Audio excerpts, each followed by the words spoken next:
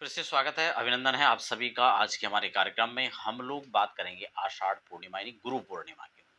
इसी गुरु पूर्णिमा को व्यास पूर्णिमा कहा जाता है और कब व्रत है, किस दिन हम लोग गुरु पूर्णिमा मनाएंगे, इसको भी हम लोग समझ लें।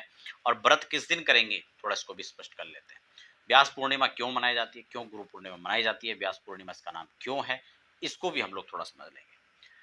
आगे चर्चा को हम लोग बढ़ाएं, इससे पहले एक निवेदन भी रहेगा कि यार पहली बार हमारे चैनल को विजिट कर रहे हैं तो चैनल को सब्सक्राइब कर लें, ताकि आने वाले समय में भी अध्यात्म, ज्योतिष, रत्न, रुद्राक्ष, तमाम इन प्रकार की जो इंफॉर्मेटिव चर्चा है वो भी आपको हमारे चैनल पर उपलब्ध होते रहे। देखिए यहाँ पर जब हम व्यास पूर्णिमा इसको कहते हैं, लेकिन गुरु पूर्णिमा भी इसको कहा जाता है कि गुरु पूर्णिमा 3 तारीख को रहेगा, 3 जुलाई को। जबकि जो पूर्णिमा का जो व्रत है जो लोग रखते हैं वो 2 तारीख को रखेंगे, क्योंकि चंद्रोदय फिर 3 तारीख में नहीं हो पाएगा। इसलिए पूर्णिमा रहते हुए जो चंद्रोदय है वो 2 तारीख को ही है। इसलिए व्रत जो लोग रखेंगे वो 2 तारीख में रखें, और बाकी गुरु पर्व जहां तक मनाने की बात है वो 3 तारीख को मनाया जाएगा। गुरु पूर्णिमा का सीधा सा अर्थ आप समझ रहे होंगे कि गुरु से संबंधित संबंध रखने वाला यह पूर्णिमा है। जबकि आषाढ़ शुक्ल पूर्णिमा, आषाढ़ मास की यह पूर्णिमा है जब हम इसको गुरु पूर्णिमा के रूप में मनाते हैं। इस दिन गुरु दीक्षा का एक विशिष्ट महत्व होता है।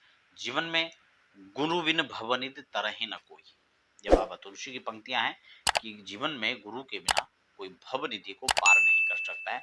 हमारे जीवन में चाहे हमारे शिक्षा गुरु की बात करें या दीक्षा गुरु की बात करें, सबका अपने अपने जगह एक विशिष्ट स्थान प्राप्त होता है गुरु को।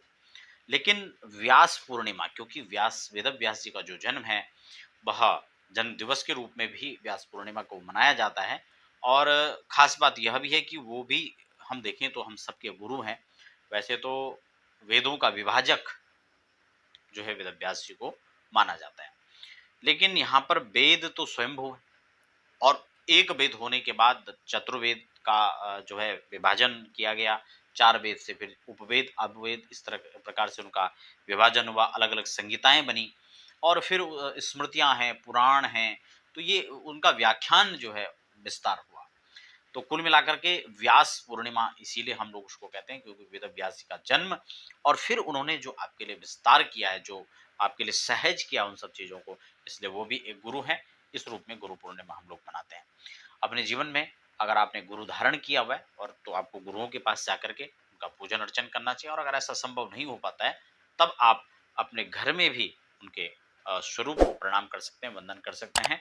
और जो भी आपने अपने जीवन में जिन जिन से भी कुछ सीखा है उन सब के प्रति कृतज्ञता का भाव आज के दिन आपको प्रकट करना चाहिए। तो ये था व्यास पूर्णिमा, जिसको हम लोग गुरु पूर्णिमा भी कहते हैं।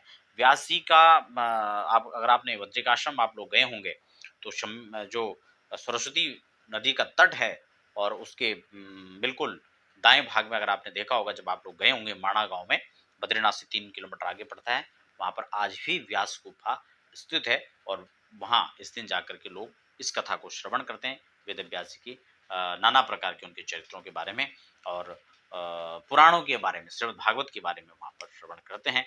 आप भी अवसर कभी मिले तो आपको वहां पर जाना चाहिए, और स्मरण मात्र से आप बद्री विशाल का दर्शन और वेद व्यासी के जन्म का स्मरण कर सकते हैं, उस स्थान का स्मरण कर सकते हैं। आप सभी को गुरु पर्व, गुरु पूर्णिमा पर बहुत बहुत शुभकामनाएं। धन्यवाद।